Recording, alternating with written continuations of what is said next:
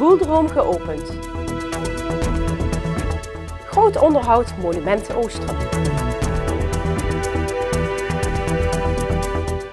Het is vandaag 15 april, dit is het Pelemaasjournaal. De UNICEF-loop, die zondag werd gehouden op de atletiekbaan in Venray, heeft het voorlopige eindbedrag van €5.000 opgeleverd. Na de warming-up onder leiding van Nancy Garcia werd het startsein voor de sponsorloop gegeven door burgemeester Hans Gielissen.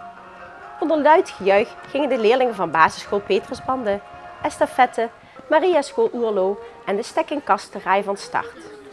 De kinderen moesten een afstand van 4 kilometer afleggen, maar sommige kinderen liepen aanmerkelijk meer en wisten niet van ophouden.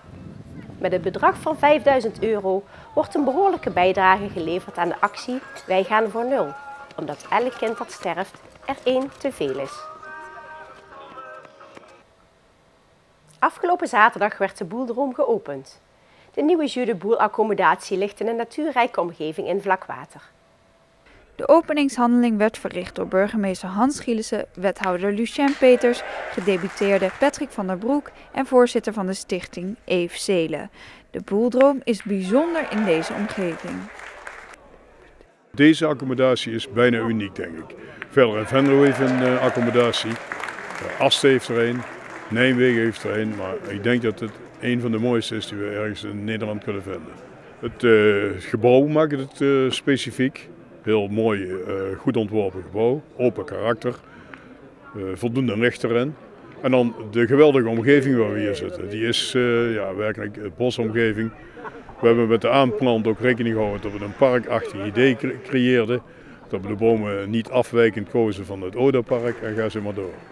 Dus het past ingebed in de omgeving. Binnen zijn er 9 officiële banen. Hier worden er echter vaak 12 van gemaakt. Daarnaast zijn er 34 buitenbanen. Er worden allerlei toernooien georganiseerd. In de kerkdorpen zijn natuurlijk ook Jeu de Boel banen. Toch zijn ook de liefhebbers uit de dorpen zeer welkom op de nieuwe locatie. Onze opzet was van oorsprong uit, probeer het Jeu de Boel, het buitengebeuren in de kerkdorpen te houden. Want dat maakt deel uit van de dorpsgemeenschap. Maar voor de winter komen we hier naartoe. Nou, voor grote toernooien zijn in de kerkdorpen is te weinig plaats. Die komen dan ook waarschijnlijk wel eens een keer hier naartoe.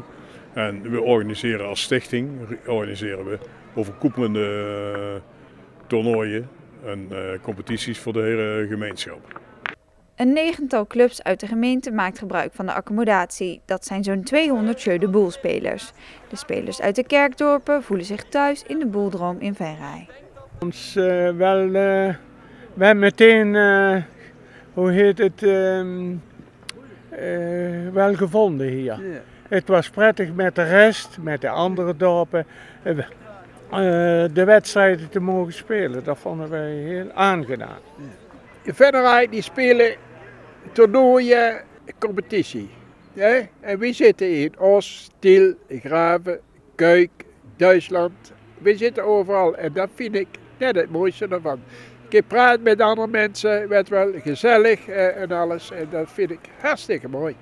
Aankomende zondag 21 april is de Boeldroom geopend voor het publiek van 10 uur 's ochtends tot 5 uur 's middags.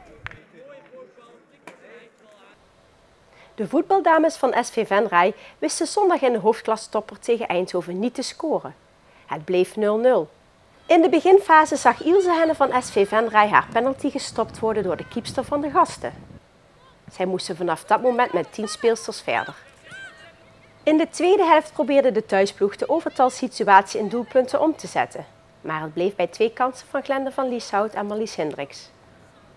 Ook na de tweede rode kaart van Eindhoven wist Venray niet te scoren. Het duel werd ontsierd door vele overtredingen en blessurebehandelingen. Beide ploegen konden hun hoge klassering in de hoofdklasse van het damesvoetbal niet waarmaken.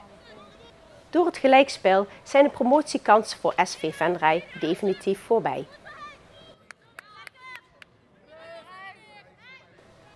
Zo'n 150 leden van 3 regionale zonnebloemafdelingen genoten afgelopen vrijdag tijdens een feestelijke middag in de aula van het Rijland College in Venray.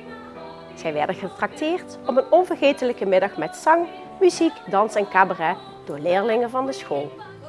Tot de optredende artiesten behoorden onder andere de broers Pim en Daan Wijs, Demi Lotus en het duo Rosanne Stoks en Lucas Leurs.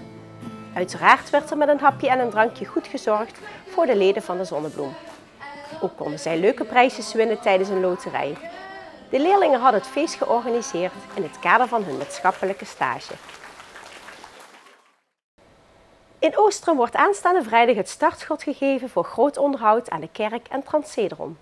Dit zijn beide rijksmonumenten. Er is zo'n €200.000 subsidie beschikbaar gesteld. Met €50.000 uit eigen middelen hoopt de stichting het totale onderhoud te kunnen bekostigen. Vanaf vrijdag zal er hard gewerkt worden om de rijksmonumenten weer in goede staat te brengen. Dat betekent dat alle bouwdelen die je in de kerk ziet en bij Transcedron, dat die worden onderhouden. Dus waar nodig hersteld en waar nodig dus geconserveerd. Dus met de bedoeling dat het monument gewoon dus intact blijft over een reeks van jaren. De kapel, zoals ze hem noemen, die is in het oudste deel is in 1400 gebouwd. En is in de oorsprong een bedevaartoord. In combinatie met Transcedron een hele bijzondere plek. Die via historie, overleveringen en dergelijke tot een hele grote bedevaartsplaats is geworden. En uiteindelijk is dat gebouw vlak voor de oorlog nog eens een keer uitgebreid met een zijdeel.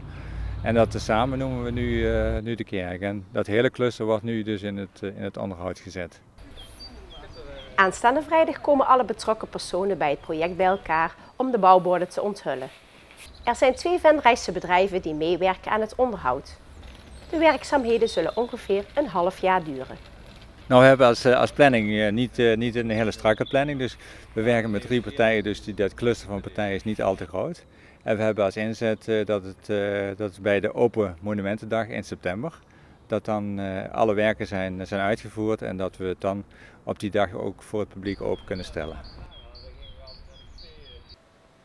Tot zover dit PLMA-journaal. Tips kunt u mailen naar de redactie. Deze uitzending wordt herhaald tot en met dinsdag 12 uur 's middags. Dinsdagavond is er weer een nieuw journaal.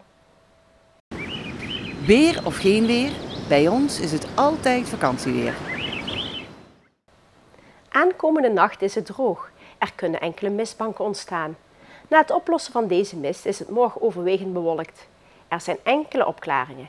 Tijdens zonnige periode wordt het zo'n 18 graden. Bedankt voor het kijken en graag tot morgen.